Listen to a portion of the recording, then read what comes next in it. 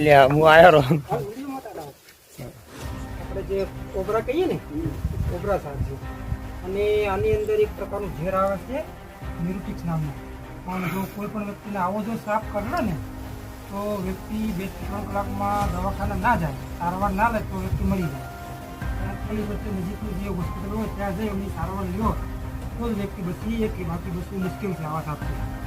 આ સાપ છે એ મગજના આપણે જે જ્ઞાનતંત્ર હોય છે એને નિષ્ક્રિય બનાવી દે છે અને ઝેરો એટલું ખતરનાક આવે છે. તો આવા સાપોને મારવા પણ ન જોઈએ. એક આપણી સૃષ્ટિની સાકળ છે.